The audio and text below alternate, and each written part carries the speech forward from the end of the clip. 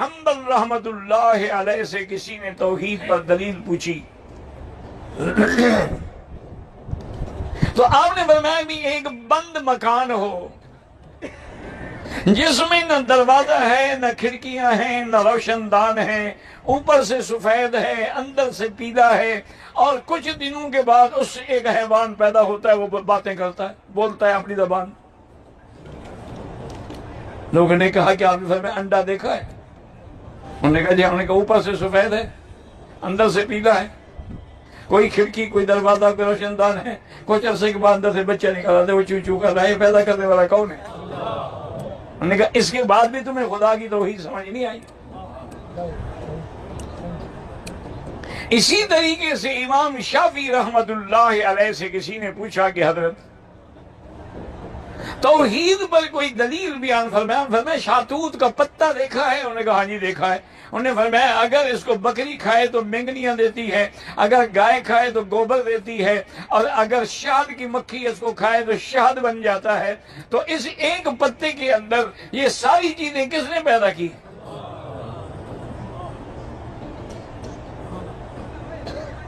اسی طریقے سے ایک دہریہ تھا جو منکر خدا تھا، وہ خدا کو نہیں مانتا تھا۔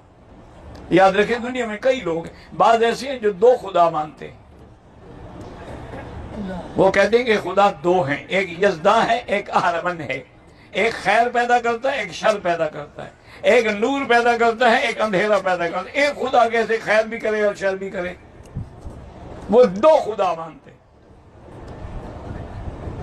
نصرانی جو ہیں وہ تین خدا مانتے ہیں، ان کا عقیدہ تثلیث کا ہے۔ اسی طریقے سے ہندو جو ہیں وہ تو خیر لاکھوں کروڑوں دیوتا مانتے ہیں، ہر کام کے لیے ان کا خدا الگ ہے، دیوتا الگ ہے۔ یہ لکشمی دیوی ہے جی دولت دیتی ہے، اور یہ دیوتا بارش برساتا ہے، اور یہ دیوتا قہر برساتا ہے۔ ان کے لاکھوں خدا ہیں، لیکن اللہ پر ایمان لانے والوں کا خدا، سچی بات کریں، اگر ایک ہو تو تم مختلف جگہوں پہ سجدے کیوں کرو؟ اگر خدا ایک ہے تو تم قبروں پہ جا کے نمراتے کیوں بیٹھو؟ اگر خدا ایک ہے تو تم بچے شباز کا اندر سے کیسے مانگتے ہو؟ اگر خدا ایک ہے تو تم دلدل کے نام کی منتیں مانتے ہو؟ اگر خدا ایک ہے تو ہر قبر پہ تم جھنڈیاں اور جھنڈے لگاتے ہو؟ یہ کیا ہے؟ تو امام صاحب کو اس نے چیلنج کیا کہ میں خدا کو نہیں مانتا، مناظرہ کرنا ہے تو میرے ساتھ مناظرہ کریں۔ وہ منکر خدا تھا، دہریہ جسے کہتے ہیں، سوشلسٹ جیسے ہیں، یہ جتنے رشین بلاکس کے لوگ ہیں اکثر سوشلسٹ ہوتے ہیں، وہ خدا کو نہیں مانتے۔ وہ کہتے ہیں ہم جو کچھ کرتے ہیں ہم کرتے ہیں، خدا کیسے کیا تعلق ہے؟ اب جناب یہ ہے کہ وقت مقررہ پر وہ دہریہ بھی پہنچ گیا، امام صاحب نے آنے میں دیر کر دی عمدن۔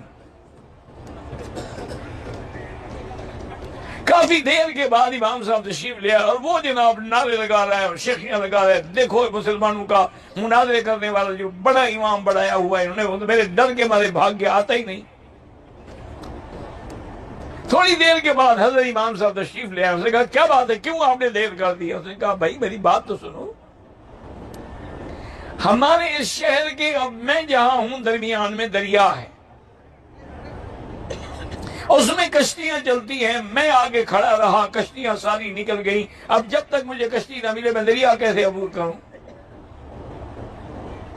میں اللہ سے دعا مانگتا رہا، بہرحال کچھ دیر گزری کہ میں نے دیکھا کہ درخت جو ہیں وہ خود کٹ رہے ہیں، ان کے تختے تیار ہو رہے ہیں، تختے خود بخود جڑ رہے ہیں، اور کشتی کی شکل بن گئی ہے، اور کشتی تیرتی تیرتی میرے سامنے کنارے پہ آ گئی ہے۔ میں اس میں بیٹھا تو آ گیا، اور نے کہا کمال ہے، یہ میرے مناظرے کے لیے آئی ہے تو نعوذ باللہ، اس کا تو عقل ہی کوئی نہیں۔ ایسے ہو سکتا ہے کہ درخت خود بخود کٹ جائیں اور تختے خود بخود بن جائیں، پھر کشتی بھی خود بخود تیار ہو جائے، اس میں میخیں بھی لگ جائیں اور وہ تیرنے والی بھی بن جائے؟ ممکن ہے؟ آپ نے فرمایا اچھا اگر یہ ممکن نہیں ہے تو یہ ساری کائنات کا نظام بغیر خدا بچا کے چل رہا ہے۔ انہوں نے کہا مناظر تم ہار گئے ہو، ایک کشتی نہیں بن سکتی تو سارا نظام عالم کیسے چل سکتا ہے؟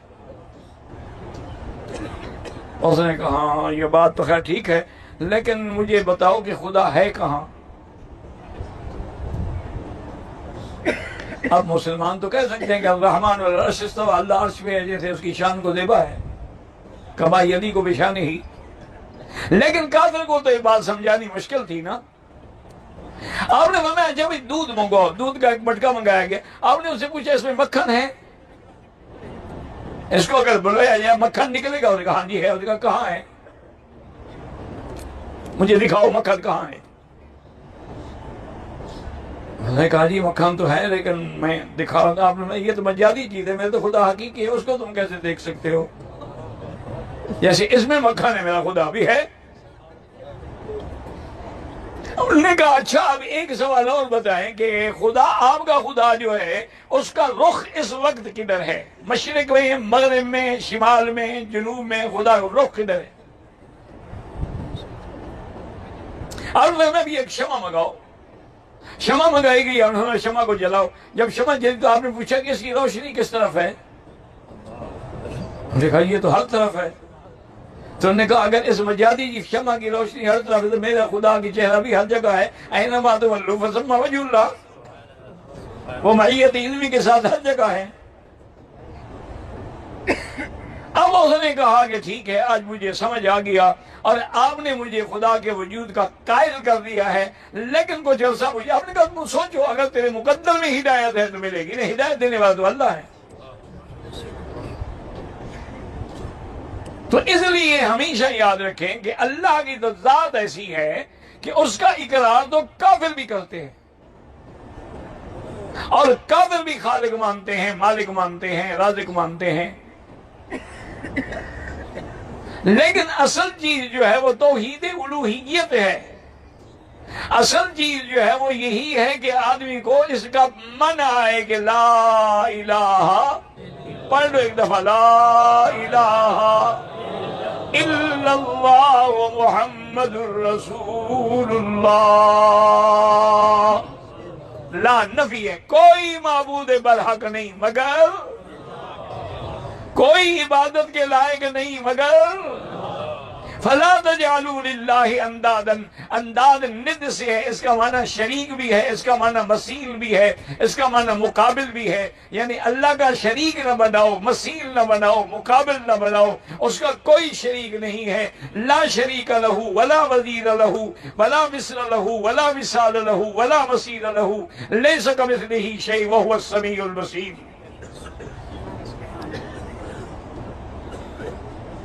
تو اسی طرح اللہ تبارک و تعالی نے حکم دیا، ایک صحیح حدیث میں حضرت معاذ رضی اللہ تعالیٰ عنہ فرماتے ہیں میں حضور پاک کے ساتھ اونٹنی پہ بیٹھا ہوا تھا، ہمارے درمیان میں بس صرف وہ رحل تھا اور کچھ نہیں تھا، یعنی ہم اتنے قریب بیٹھے تھے۔ حضور پاک نے فرمایا کہ معاذ جانتے ہو ما حق اللہ علی العباد، اللہ کا حق بندوں پہ کیا ہے؟ اور نے کہا اللہ رسولہ عالم، حضور اللہ کا رسول فرمایا اللہ کا حق یہ ہے کہ ان تعبدوا اللہ ولا تشرکوا بہ شیئا، اس کی عبادت کرو لیکن شریک کسی کو نہ کرو۔ کیا معنی عبادت کس کی کرو؟ اچھا اگر تم کعبے کا طواف بھی کرو اور قبر کا بھی کرو تو شریک تو تم نے بنا لیا۔ اگر تم حج کی قربانی بھی ذبح کرو اور پیر کے نام پہ اٹا گھٹا بھی چڑھاؤ تو شریک تو تم نے بنا لیا۔ اگر تم خدا کو بھی سجدہ کرو اور قبروں پہ بھی سجدہ کرو تو شریک تو، ہاں یہ کہنا کہ جی نہیں وہ تعظیمی سجدہ ہے، تو جو اللہ کا ہم کرتے ہیں اللہ کی تعظیم نہیں ہوتی ہمارے دل میں؟ عبادت ہو ہی نہیں سکتی جب تک دل میں تعظیم نہ ہو۔ آپ نے کبھی سپیکر کو سجدہ کیا ہے؟ کیوں؟ تعظیم کیوں نہیں ہے اس کی دل میں؟ سجدہ تو ہوتا اسی جگہ ہے جہاں دل میں عظمت ہو۔ تو حضور نے فرمایا کہ معاذ اللہ کا حق یہ ہے کہ اس کی عبادت کرو اور اس کی عبادت میں کسی کو شریک، نہ کرو. اور فرمایا اچھا تمہیں یہ پتا ہے کہ ما حق العباد علی اللہ، بندوں کا حق اللہ پہ کیا ہے؟ اور یا رسول اللہ، اللہ جانتے ہیں، اللہ کے رسول جانتے ہیں. اور فرمایا بندوں کا حق یہ ہے کہ اگر وہ شرک نہ کریں اور توحید میں موت آئے تو ان کو جنت عطا فرمائے. یہ ان کا حق ہے. من قال لا الہ الا اللہ دخل الجنہ، من مات لا یشرک باللہ شیئا دخل الجنہ. جس کی موت ایمان پہ آئے اور اللہ کے ساتھ کسی کو ذات میں صفات میں شریک نہ کرے.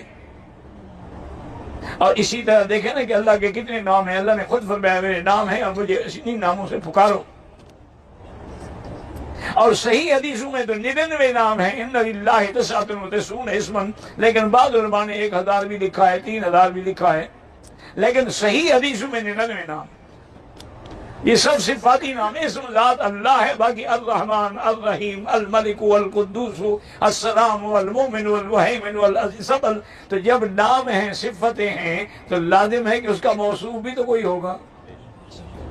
صفت ہو اور موصوف نہ ہو یہ تو ہو نہیں سکتا. اس کا معنی یہ ہے کہ اللہ کی ذات موجود. اور پھر صرف موجود نہیں ہے بلکہ وحدہ لا شریک ہے. اسی لیے میرے آقا نے فرمایا کہ عرفات میں سب سے بڑا وظیفہ، سب سے اہم دعا جو ہے الذی قلت انا والنبیون قبلی، جو میں نے بھی پڑھی، مجھ سے پہلے انبیاء نے بھی، وہ کیا ہے؟ لا الہ الا اللہ. دل سے پڑھ لو. اللہ کے بندے، آپ تو رحمت کے دریا میں بیٹھے ہوئے ہیں. ایک پڑھو گے تو 1,00,000 لکھا جائے گا، ایک طواف کرو تو 1,00,000 لکھا جائے گا، ایک ریال خیرات کرو تو 1,00,000 لکھا جائے گا. اور اگر فجر کی نماز پڑھ کے مسجد میں بیٹھے رہو، دنیا کی بات نہ کرو، سورج نکلنے کے 15-20 منٹ کے بعد 2 رکعت پڑھ لو. ایک حدیث میں اللہ